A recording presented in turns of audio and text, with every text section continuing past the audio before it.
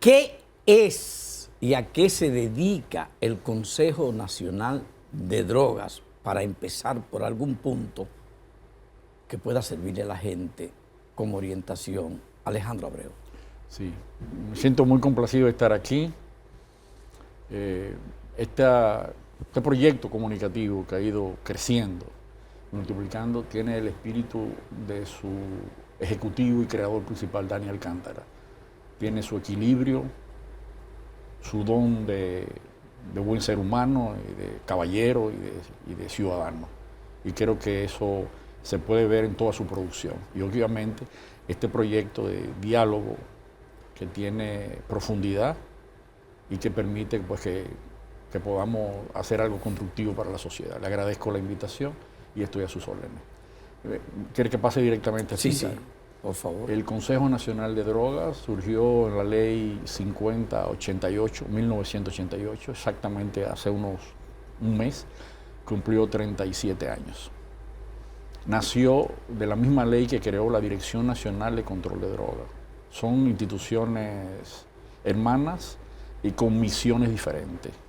La que más se conoce, la Dirección Nacional de Control de Drogas, por razones, diría yo, hasta lógico y obvio, porque intervienen en los procesos que tienen que ver con la parte de seguridad y la parte de intervención, apresamientos, incautaciones y otras cosas, ¿no? Y el Consejo tiene una misión que es social, pedagógica, informativa, formativa. Y es una institución de misiones, es una institución especial en el Estado, no es común.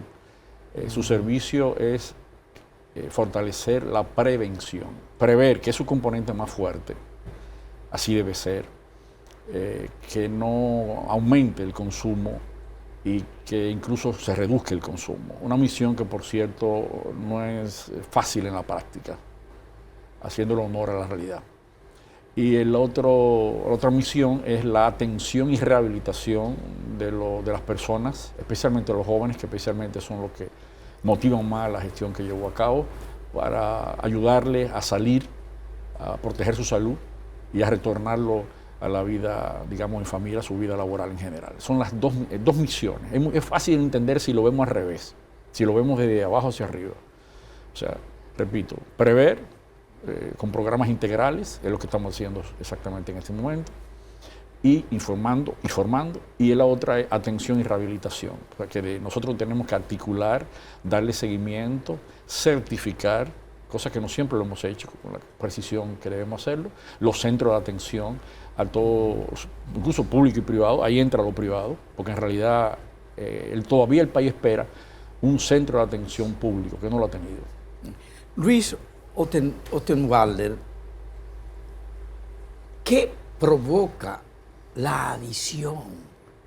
Las adicciones tienen múltiples causas y muchos factores de vulnerabilidades. Nadie comienza a tener una relación con cualquier sustancia creyendo que va a tener un problema. Son factores de vulnerabilidades que van interactuando. Y a medida que se va produciendo, ya ahí sí hay un compromiso con la salud, con la seguridad, en lo social. Es un compromiso que afecta a todo, lo laboral. Las personas que consumen van perdiendo esa capacidad laboral, van perdiendo esa capacidad de producir, de ser productivo. Muchas veces la dificultad que tenemos nosotros, la sociedad, para ver esa población es que creemos que tienen una culpabilidad. Es decir, yo tengo un amigo, tengo un compañero que va usando cualquier sustancia y yo veo cómo esa persona va desarrollando esa condición y muchas veces entiendo que tiene algo de culpabilidad, que fue como una elección y ese trastorno no es una elección, es un trastorno crónico, un trastorno de salud que se va desarrollando, como dije anteriormente, por múltiples factores. Belkis Castillo. En ese orden pregunto,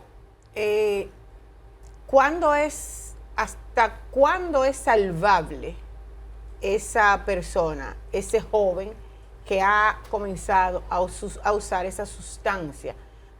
hasta cuándo es salvable? ¿Y puede él entender en algún momento que puede salir de ese mundo? Quiero que contestemos combinados los dos. Por favor. Yo y después Luis. La pregunta es muy puntual. Ahora, la forma de interpretarlo es individual. El fenómeno de las drogas, como se le llama, nosotros preferimos decirle sustancias de efectos psicológicos, o sea, para quitarle incluso lo peyorativo, psicoadictivas también. Es muy complejo. Y no es complejo porque uno quiere decir que es complejo, es muy complejo. Por eso, establecer parámetros únicos no es posible. Hay que forzar, la ciencia tiene que forzarse mucho para entender, porque es un fenómeno que pertenece a la salud mental. Y la más compleja de la salud, de los episodios, los trastornos de salud, es la mental. Es multifactorial, muchísimos factores. Entonces, quién puede superar o no depende de la individualidad. Hay un enfoque global, el acompañamiento es fundamental, vencer la soledad. Yo tengo una manera de explicárselo cuando voy a los encuentros. Yo estoy realizando una presidencia itinerante. Por ejemplo, desde que empezamos, nosotros hemos tenido contacto alrededor con 40.000 ciudadanos dominicanos, fundamentalmente jóvenes. O sea, tenemos una proactividad muy intensa que tiene que ver con el compromiso que el presidente me pidió. Me dijo, quiero que esté cerca de la juventud vulnerable en riesgo de violencia. Y después voy a volver a explicar cómo el presidente de la República ve este tema. ¿Y por qué el presidente va a la fuerza de tarea todos los lunes? El único presidente en el mundo que va a la estación de policía central en un país democrático es él. Y creo que la sociedad todavía no tiene o no le hemos explicado lo que significa aquello. Entonces, él me dijo, quiero que esté cerca, quiero que hagamos algo más. Además, el presidente no está conforme. Y alguien diría, bueno, con más poder. No. Con mejor cosa que hacer desde el gobierno. Entonces, el caso es individual, hay que tratarlo uno por uno, no se puede hacer prejuicios.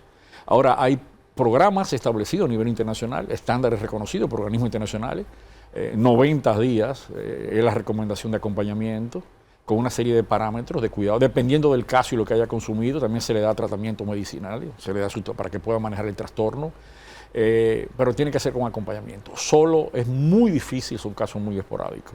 Y el nivel, y además tiene que ver con qué sustancia consume, no es lo mismo una que otra. Okay. La más peligrosa de todo, y traigo una buena noticia por el país, es que la sustancia de origen de laboratorio, sintética o química, no tenemos registrado que existe en la República Dominicana, que está presente como un fenómeno de consumo. Quiero decir eso categóricamente porque es muy importante, porque alguna gente crea opiniones sin fundamento y se lleva de cosas. No existe registrado. Nosotros tenemos un sistema de alerta temprana, se llama SAP, que es un diseño internacional por el organismo de las Naciones Unidas especializado en el capítulo de droga, tiene estándares, es científico, ahí está el INACIP, ahí están todos los organismos del Estado, va al laboratorio, no hemos podido registrar, ni tenemos registro de presencia de sustancias de ese tipo. Y eso es algo extraordinario por el momento, y es muy importante que la sociedad lo capte, por eso lo quiero decir al principio del diálogo. Alejandro. Concluyo, al principio del diálogo, porque está en Haití, está en Puerto Rico, está en Estados Unidos, está en varios países centroamericanos, o sea, está en la región alrededor. Entonces, estamos haciendo un esfuerzo profundo de alerta social temprana, un juicio que hemos traído nuevo, de que la gente esté atenta, para que detecte cualquier cosa que no encaje en las sustancias tradicionales, para nosotros entonces reaccionar rápidamente y tratar de aislar y ganarlo. Ese tipo. ¿Cuál es el nombre de esa sustancia particular? Para que estemos más claros nosotros, lo que no conocemos todo ese tipo de sustancias. Son muchas y ahí le doy paso a mi experto en ese terreno. Se habla de nuevas sustancias psicoactivas. Las drogas sintéticas, esas drogas que están creadas en laboratorio. Hay tres clases, las más importantes son la opioide, opioide sintético, que está el fentanilo, calfentanilo, y ahora está muy en auge el nitoceno, aquí no, en otros países. Están las benzodiazepinas, que está la naproxona, apralazón, otras, y también los cannabinoides sintéticos, que es esa que muchas veces todavía se habla, que la marihuana, pero eso no, eso tiene un componente del CBD, pero con otros procesos de laboratorio muchísimo más potentes y que hace, sí, total, muchísimo más peligrosas. Esas son las drogas de laboratorio, cuya finalidad, excúsame, tiene tiempo, de 1970, mucho antes, se hablaba para esas drogas que se usaban para fines militares, también para fines médicos. Fentanilo es un anestésico para esos dolores muy crónicos, que la morfina ya no funcionaba. Ahora, porque viene creciendo el consumo y es lo que lo hace más peligroso. Sí. Usted dice, Alejandro, que el presidente no está satisfecho. Y ahí voy con la pregunta. ¿Qué ha hecho el Consejo? Tradicionalmente, desde mi óptica, Sí. el Consejo era un premio político asignado a grupos políticos y no a expertos. Por ejemplo, con un aumento del tráfico de droga, lógicamente aumenta el consumo.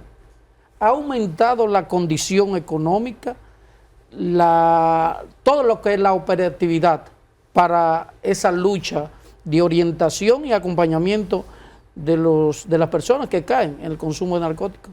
Tenemos una tarea pendiente. Con la ley en el 2023 de activos, de incautaciones y de recursos, lavado de activos, unos recursos que recibió el Consejo ya no los recibe. Eso va directamente a finanzas y va directamente al sistema de Procuraduría. O sea, el Consejo en ese sentido tiene menos recursos. Que antes. Ahora, alguien me dijo, mejor para ti, Alejandro, porque tú no eres de ese capítulo. En realidad necesitamos reforzar la inversión, o sea, es cierto, necesitamos reforzar la inversión focalizada, tiene que ser una inversión de calidad. ¿Dónde? Creando un sistema, convirtiendo el Consejo en una escuela. Y por tanto hay que trabajar estrechamente cercano al Ministerio de Educación. Estamos en eso. Recientemente hablaba con el ministro, una conversación profunda.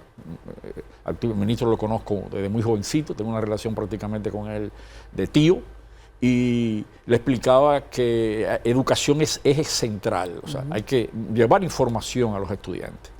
De hecho, le traigo esta buena noticia. Esto lo acabamos de producir ahora, salió la semana pasada, a protocolo escolar ante situaciones de sospecha de consumo o tenencia de sustancias psicoactivas.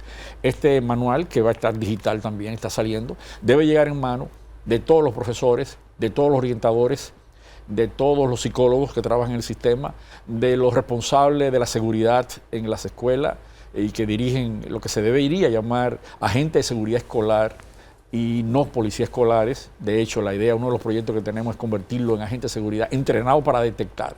¿Cuál es la idea? Los directores ya lo están recibiendo.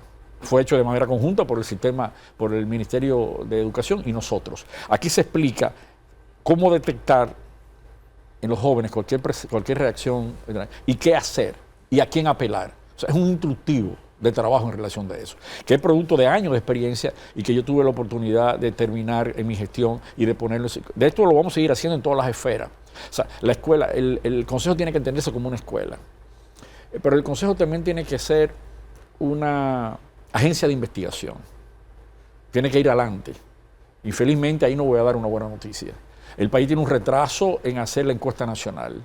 Los países de Naciones Unidas tienen un acuerdo de hacer encuestas nacionales cada 8 años. Sí. 8 años, y nosotros no lo hacemos, prácticamente nunca hemos hecho una encuesta real. Hicimos una a nivel escolar hace 14 años y no hemos vuelto a hacer otra. Una de las cosas que tenemos que hacer es una encuesta profunda para saber la magnitud del problema y cuál es la evolución real de la magnitud del problema. De hecho, nosotros lo que hacemos es que inferimos informaciones de informaciones internacionales, porque el fenómeno es mundial y en todos los países sigue parámetros. Los países que más consumen, como Estados Unidos, lamentablemente, muy cercano, anda alrededor de más de 16 y 19%, es muy alto. Los países que menos consumen andan alrededor de 4, 5. Y el promedio general del informe de las Naciones Unidas 2025 que acaban de entregar avanzado la semana pasada es alrededor de un 6% a nivel mundial. O sea, ahí que están los... Ahora, nosotros de ahí inferimos entonces una cantidad en Dominicana que establecemos entre 300 y 400 mil, pero no tenemos una investigación. Yo con ser investigador, obviamente, con una naturaleza de sociólogo, Sí. estoy creando un equipo, incluso haciendo un presupuesto. En eso cuento con la asesoría pedida por mí de la Oficina Nacional de Estadística para que ellos avalen y sus técnicos avalen ese resultado, y esperamos poder realizarlo el año que viene. Una encuesta profunda. También se hace una encuesta compleja, que tiene normas internacionales para hacerse. O sea, hay unos criterios para que sea validada a nivel internacional. Tiene que seguir unos procedimientos, una forma de formular la pregunta. Pues recuerden que como el tema está estigmatizado, hay que saber hacer la pregunta para que la gente la pueda dar. De igual manera se requieren encuestas escolares, especialmente para nosotros muy importantes encuestas. ¿Qué está pasando y cuál es la presencia real? Porque se dicen cosas que no son ciertas. ¿Cómo qué? Como que está en todas las escuelas, no es cierto. El tema de las golosinas, El caso que es mínimo. recientemente, pues... Le aseguro con la responsabilidad y el conocimiento que me caracterizan de hablar, que no es así. Es que es un caso aislado. Yo verifico permanentemente y le pregunto, tengo contacto continuo con la estructura que dirige Psicología y Orientación. Déjenme explicarle que son más de 7.000. Yo lo veo como ejército de tarea del Consejo en el terreno de trabajo clave de los estudiantes. Así que lo veo. Veo el Consejo como un articulador. Tenemos trabajo con el área de la policía escolar y el área de la policía comunitaria. En marcha, en proceso ya. Y tenemos, a través de ello nos enteramos rápido de lo que está pasando en los territorios. Y no es verdad que el caso existe en las escuelas, más allá que caso absolutamente aislado y sin impacto en el modelo. En el entorno de las escuelas sí, que es un problema. Con relación a lo que tú dices del presupuesto, de que bueno, se le quitó ese dinero, el dinero, lo que se incautaba, qué tanto llegaba, ¿qué se ha hecho el presidente, por ejemplo? ¿Le ha hecho alguna promesa de que va a mejorar las condiciones económicas del Consejo para poder desarrollar su proyecto? Es la primera vez que lo voy a decir aprovechando este medio. El presupuesto que nosotros estamos formulando para el año que viene es 3 veces el actual.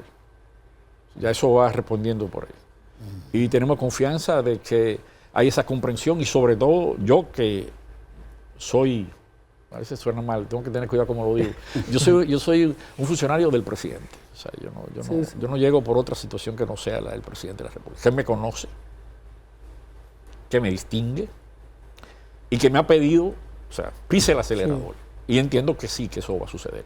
De igual manera, esto es muy importante, es bueno que la sociedad lo sepa, educación tiene que hacer su parte.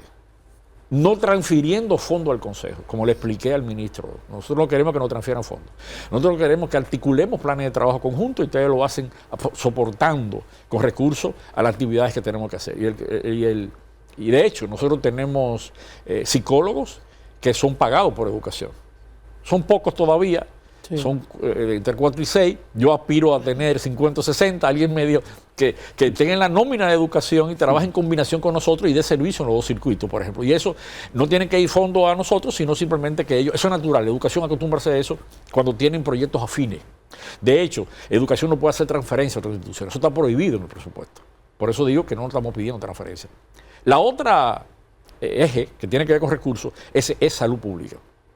El Sistema Nacional de Salud tiene que invertir más en educación mental. Nosotros caemos ahí y tenemos entonces que contribuir a crear una red de centros que ofrezca salud mental y que también tenga un componente relacionado con trastorno de consumo de sustancias, que es el término clínico aceptado a nivel internacional.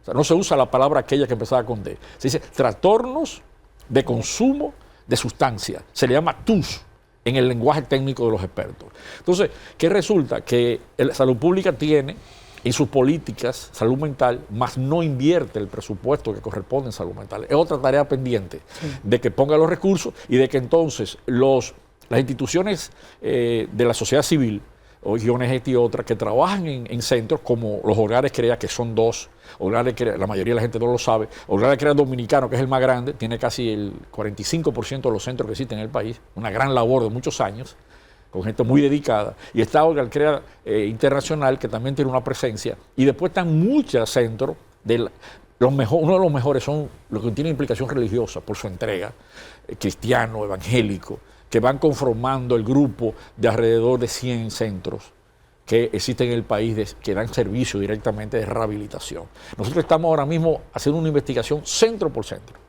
para revalidarlo y además para decirle dónde tienen que mejorar con nuestros expertos. Entonces, como parte de eso, y ahí le concluyo la respuesta, proponemos crear un centro escuela, que el Consejo, articulado con educación, crea un centro escuela para entrenar sobre cómo prever y cómo atender el fenómeno, trayendo especialistas internacionales. Existen otros países. Los países de Latinoamérica que tienen más experiencia en eso son Colombia, Chile, que son ejemplos de referencia que nosotros estamos tomando en cuenta. En Puerto Rico hay experiencia interesante también. Y en el propio sistema norteamericano. Recuerden que ellos han sufrido mucho y también han tenido mucha experiencia en el manejo. Pero la verdad, yo te contestaría, está pendiente un compromiso más profundo y yo entiendo que el presidente, por lo que me ha demostrado, lo comprende y nos alienta y nos apoya. Le escucho hablar del apoyo, del trabajo prácticamente conjunto con el Ministerio de Educación. Sí. Pero hay otras instituciones que se me ocurre preguntarle al funcionario, al presidente del Consejo Nacional de Drogas, cuál es su aporte, reciprocidad, colaboración. Ministerio de la Juventud, por ejemplo. Sí. Ministerio de Deportes, por ejemplo. Y al psicólogo y al sociólogo, y se distribuyen los turnos, les pregunto, ¿qué tan, voy a decir, delicado, por no decir complicado, es tratar a un individuo, a una persona que padece de ese trastorno y que no se sienta culpable, y hasta dónde podría llegar el riesgo de que se sienta culpable de los efectos bajo los cuales voy en el mismo orden de tu pregunta, muy oportuna, gracias. La ley 5088, que es una buena ley, cuyo sostén fundamental fueron estructurados con perspectiva futura, que lo que hay que hacer con ella es actualizarla y modernizarla, porque no tiene nada de lo que tiene que ver con la sustancia sintética o de laboratorio, no la cubre, entonces necesitamos que la cubra. Lo que hay que hacer es un ajuste. Establece que el Consejo tiene que articularse con 16 instituciones del Ministerio del Estado. Por eso agradezco mucho tu pregunta. O sea, es cierto, va más allá de educación, va más allá de salud pública. Incluye las políticas sociales, la integración a todo el tramado de políticas sociales que se ha creado. Trama, me refiero a tejido, mejor dicho, social. Algunos de ellos con un valor extraordinario, permítanme destacarlo. Los dos programas más valiosos y que más se identifican en el vínculo con la misión del Consejo son el 1424, un programa que no tiene la visibilidad que debería tener, un programa de creación del presidente Luis Abinader, que es para ayudar a los jóvenes que no tienen oportunidad ni de estar en las escuelas ni de trabajo. Ese es el que lleva a cabo Gabinete de Políticas Sí, es un programa extraordinaria implicación. Es para llegar a ellos y darle la oportunidad de que ellos se preparen técnicamente, laboralmente, de que tengan oportunidad, que tengan asesoría, que tengan apoyo de todo tipo y que trabajan articulado, y tenemos también trabajo conjunto con ellos. Porque el Consejo no puede ir a duplicar. El Consejo tiene que trabajar allí donde... Por eso que hablan que el Consejo tiene que ser articulador. Y otro programa, que es el otro que a mí me gusta mucho, que tiene el otro equilibrio, que es del sistema que dirige también la distinguida Gloria Reyes, que se llama Mujeres Emprendiendo, Mujeres Emprendedoras. Es un programa lindísimo que es para apoyar a las mujeres en pequeños proyectos e iniciativas. Son dos programas que llegan profundo porque no se quedan simplemente en dar, no, se quedan de generar proactividad para que la persona misma se desarrolle. Ese espíritu debe ser irradiado a todo el sistema de la política social cada vez más. Lógico, hay programas que tienen que ir a solventar situaciones críticas como la alimentación, etcétera, que tienen que hacer su rol, y en todas partes del mundo se hace, sobre todo en sociedades que tengan niveles de limitaciones como la nuestra. Entonces, la pregunta es también, para completarla, la respuesta, nosotros somos parte de la fuerza de tarea. Esto es importante que lo explique pequeñamente. Anteriormente no, pero con mi arribo a la función, a principios de febrero, el presidente decidió que fuera la fuerza de tarea. Y le quiero explicar algo. Van 95 reuniones contabilizadas. El presidente ha asistido a más de 80. Ya yo dije que eso significa que eso no se repite en el mundo. En el Consejo, en la Fuerza de Tarea ha aprendido muchísimo. O sea, nosotros también tenemos que articularnos con los organismos que tienen que ver con la seguridad, especialmente con el Ministerio del Interior, en contribuir a crear una educación y una cultura de paz y de convivencia, que es un gran interés del presidente. Nosotros trabajamos entonces también en el Gabinete de Seguridad, asistiéndole y apoyándole cuando sea necesario. Digamos, estamos en la fuerza de tarea, recibimos información de cuál es la situación de criminalidad, y hay un capítulo incluso que tenemos una tarea pendiente. Vamos a tarea pendiente, que es interesante esa forma de servir públicamente. decir lo que estamos haciendo, decir lo que vamos a hacer y también decir lo que está pendiente. Está pendiente un estudio profundo sobre la conflictividad social. Cuando se presentan los datos todos los lunes, actualizados por semana, de cuál es la situación de criminalidad del país, que por cierto está en 8.3 en este momento. Permítame decirle, de cada 100.000 acciones criminales, especialmente que llegan a muerte, ese es uno de los estándares más bajos del mundo. La sociedad no lo cree, los medios de comunicación no lo creen y no le damos la importancia de vida. Es el mejor desde que se registra en la sociedad dominicana. Sin embargo, nosotros no le damos la relevancia que tiene. Viene bajando de 12 puntos y pico y ahora está en 8. Y la meta que se propone la Fuerza de Tarea es bajarlo más, cosa que incluso estamos por debajo de Costa Rica en este momento. Costa Rica se ha disparado 16 sobre 14. Estamos en los estándares de los 5 países de mejor y menos criminalidad en cuanto a acción directa, repito. Los robos se cuentan aparte. Las riñas se cuentan aparte. Estamos hablando de causas criminales y violentas que llevan a la muerte. Estamos en los indicadores más bajos de la historia y estamos uno de los mejores de América Latina y en mejores posicionamientos del mundo. Salimos de la media hace rato y estamos en los mejores posicionamientos.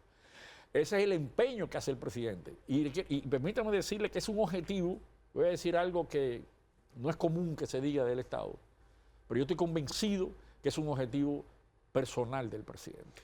Alejandro. Es una situación que él quiere dejar ese legado a la sociedad dominicana. Por eso se empeña, como se empeña y se sacrifica. A él le recomendaron que no hiciera eso, para que no se le pegara a los problemas de violencia. Mira. Y el presidente, permítame decirlo, nunca lo había dicho, el primer medio que lo voy a decir así. La cualidad que más me gusta del presidente es el coraje y la valentía. No se rinde y sigue de frente. Y está dando esa batalla. Y es importante que los medios tengan la sensibilidad y que nosotros nos expliquemos mejor. Porque también nosotros no hacemos la tarea suficientemente. Mira, hay un punto, y eso la encuesta de ACM Media lo ha revelado, que realmente la delincuencia y violencia ha disminuido, porque lo mide si ha sido víctima usted o un cercano de un robo o violencia, y se nota que hay por debajo de un 10%, solamente la gente dice que han sido víctimas.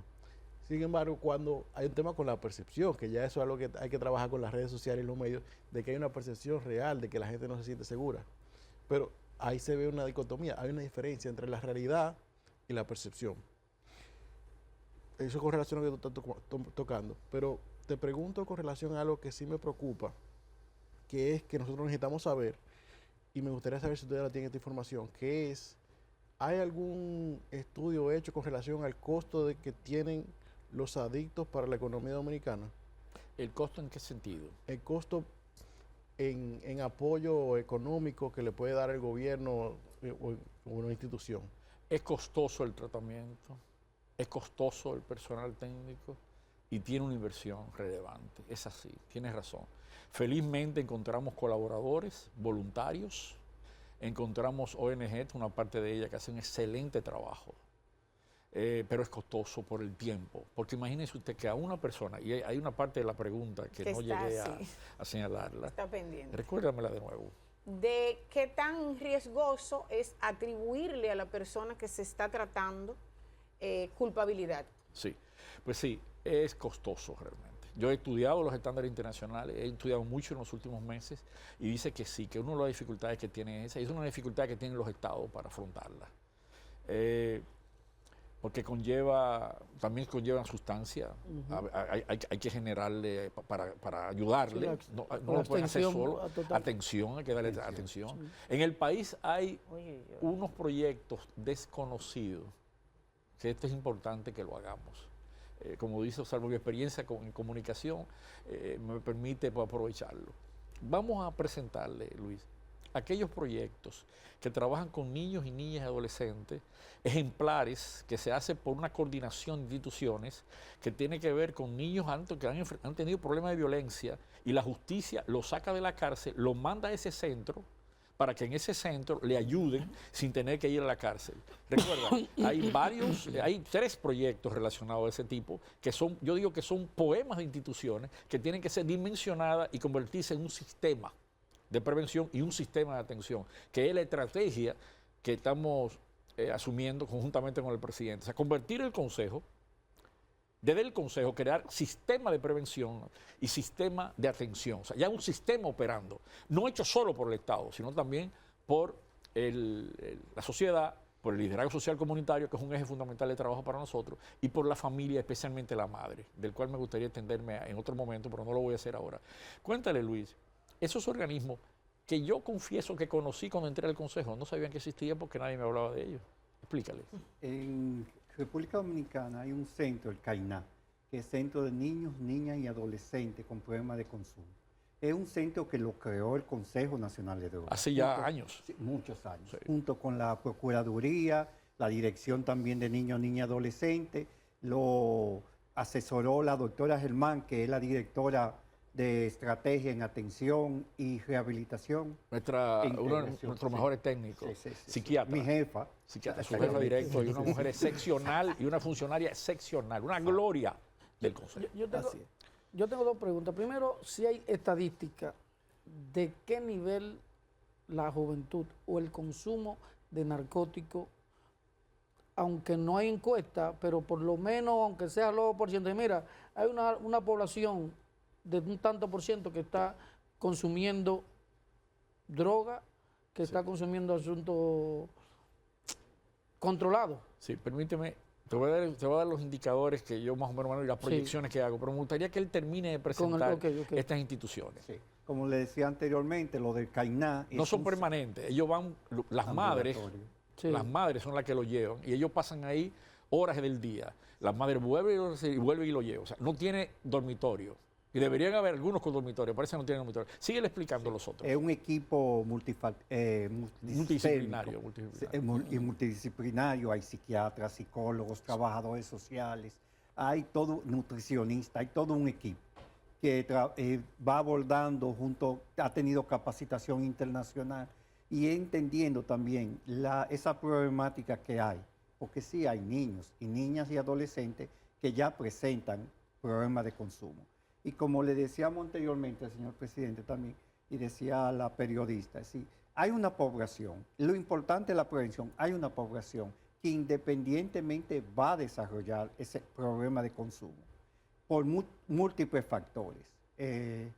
Mismos niños por presión grupal, por situación familiar, por dinámicas familiares, muchas veces dinámicas ambientales.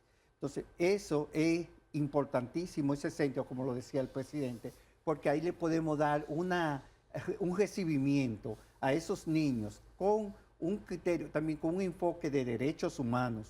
Recordemos que por UNICEF, por toda esa Declaración Universal, los niños necesitan esa oportunidad de una segunda oportunidad, de que no se le categorice ni estigmatice, de que ya por esa situación, que puede ser una situación de dinámica familiar, ya lo apartemos de ese mundo escolar, del mundo social, del mundo familiar, del ambiente. La encuesta que dije que se hizo, la última, en el sistema educativo dominicano, hace más de 10 años, daba un número bastante alto en términos escolares, que yo entiendo que no es el caso hoy día presente. Daba alrededor de un 14%, 14-16%. Me encontré siempre muy alto ese indicador, de que había alguna experiencia, pero eran los jóvenes que tenían algún contacto con sustancias. No eran consumidores, de hecho, sí, sino que habían tenido algún nivel de contacto con ella.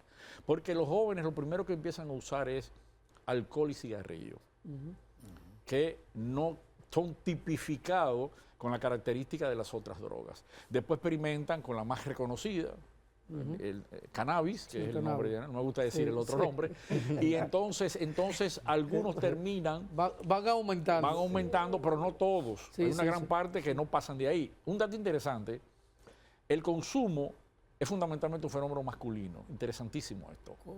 Creo que todo lo que tiene que ver con sustancias de este tipo es un fenómeno masculino, miren. Lo que manejan, y casos excepcionales mujeres, ¿no?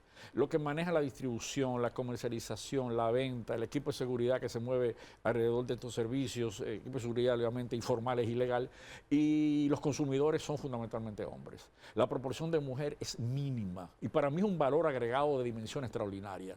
La mujer representa un % que no llega nunca en ningún caso al 10%. se mueve alrededor de un 6, un 7 del conjunto y en la mayoría, en algunos casos de algunos consumos, la mujer podría pasar un poquito de 10, pero es en alguna sustancia particular, especialmente lo que tiene que ver con algunas pastillas. La mujer experimenta más algunas pastillas en fiesta y eso. Es más propenso, según dicen los estudios, a probar. Sin embargo, las mujeres se devuelven y los hombres, la mayoría, una parte se queda. Oye, qué flujo tiene eso, cuando uno lo profundiza el análisis. Entonces, el porciento dominicano tiene que andar en el porciento internacional. Ya te explicaba, 6%. Nosotros no nos movamos, el caso de consumo en Dominicana no es tan alto, ni es de los promedios más altos en América Latina. Lo que pasa es que son muy ruidosos. Y ahí viene el tema de los medios de comunicación y de las redes. Es que pues, generan mucho ruido. Y parecen dominantes. Y además ha crecido, porque los estándares internacionales dicen que está creciendo. Está creciendo paulatinamente el consumo. No hemos logrado, las políticas que hemos desarrollado, hay que decirlo con claridad, no ha logrado reducir el consumo. Y porque hay dos motivaciones, y aquí respondo una que quedó anteriormente. La ambición de utilizar ese negocio para tener dinero, que eso es lo que mueve la industria ilegal y el consumo ilegal. Una ambición para adquirir poder por esa vía irregular, relativamente rápido y además en forma explosiva. Y el segundo indicador es el vacío existencial de las generaciones actuales, que han perdido raíces y se han desconectado de su comunidad, de su territorio, de la naturaleza, de la convivencia familiar. Y ese desarraigo lo ha llevado a no saber quiénes son, hacia dónde van, y a buscar caminos fáciles para satisfacer, sentirse bien momentáneamente, por un camino absolutamente equivocado, porque yo lo comparo con ponerse fósforo en un dedo, absolutamente quemarse para tener una satisfacción momentánea que finalmente termina, en algunos de los casos, no en todos los casos, en que su piel sea su cárcel. Y sobre todo le genera un trastorno infinito que lo desconecta a la sociedad. Permíteme una última frasecita. Cuando yo he estudiado profundamente en los últimos meses el fenómeno de las sustancias psicoadictivas y sustancias ilegales peligrosas que generan patologías conductuales, es fundamentalmente que te desconecta, te aísla y es parte de la enfermedad que genera. Finalmente tú terminas aislado, sin familia, sin amigos, sin trabajo, sin educación, sin nada, queda aislado, te queda en el aire. Y tú ves que el consumidor que se mantiene, pues queda desconectado, totalmente aislado. O sea, se convierte en una persona absolutamente fuera del escenario de la vida normal y de la vida tradicional. Entonces, ¿qué es lo contrario a eso? ¿Y cuál es la medicina? El nexus, la conexión, el vínculo, la aproximación, el acercarse para romper entonces el aislamiento y ayudarle y acompañarlo. Y siempre hay personas que quieren a uno profundamente, están dispuestas a hacer ese sacrificio por uno. Pero lo primero que tenemos que verlo como lo que son, una patología, un trastorno. Y que por tanto, una gente que tiene un trastorno no se rechaza, no se prejuicia. Rechazamos al criminal, rechazamos al negociante, rechazamos al que usa eso como arma para enriquecimiento ilegítimo, pero no podemos rechazar a quien cae víctima de una cosa de este tipo, que al fin y al cabo es una persona que necesita ayuda. Mucha gente la tiene pendiente. En los barrios de la zona norte, por ubicar una zona específica, o en las torres de grupos económicos poderosos, ¿dónde es el mayor consumo? ¿O dónde personas caen en el hábito del consumo? No te puedo responder categóricamente por falta de estudios y tengo que actuar ahí con ejercicio y respeto profesional. Ahora, podemos hacer algunas inferencias, algunas reflexiones de algunos marcos para comprenderlo. En todos los sectores se consume, primer punto de partida. O sea, en todos los sectores se consume. Incluso es bueno tener esa conciencia, incluyendo personas de estatus económico alto, que tienen dificultades en su familia. De hecho, uno lo puede ver y lo puede verificar. O sea, no es simplemente de que en los barrios populares.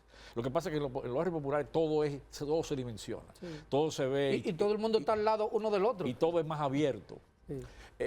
Con relación a la inversión, dicen los estudios y el propio informe de las Naciones Unidas que por cada dólar que invertimos en prevención, oigan bien, prevención, no me refiero a atención, que dije que era costoso, me refiero a prevención, evitamos gastar 10 en seguridad.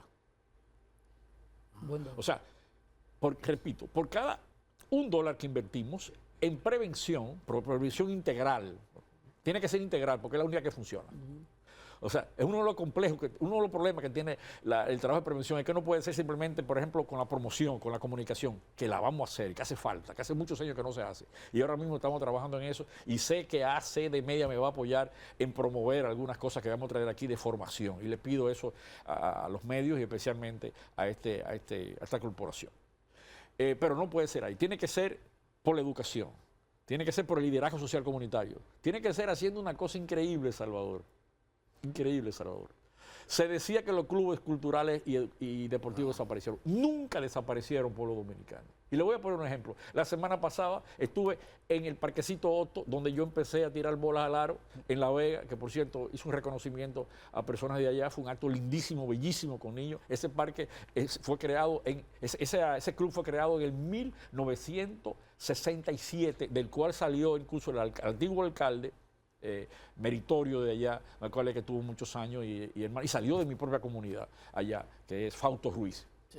Nunca cerrado. Y hoy día tiene una cancha techada preciosísima, recién hecha del año pasado.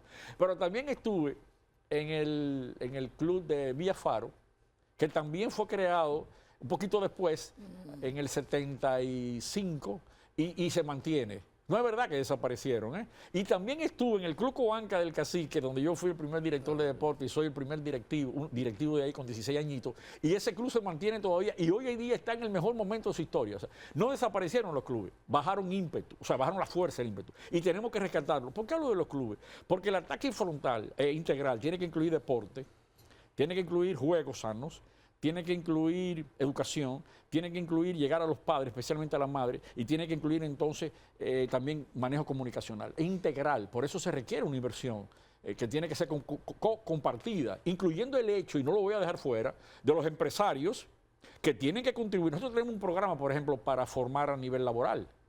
Nosotros tenemos, los programas de nosotros son lindísimos, 7 u 8, y todos cubren las áreas críticas. Tenemos uno para las familias y la comunidad. Tenemos uno para el sector laboral. Tenemos uno para el deporte, exclusivo para el deporte. Tenemos uno para educación. O sea, nosotros no es que lo vamos a hacer, es que lo estamos haciendo.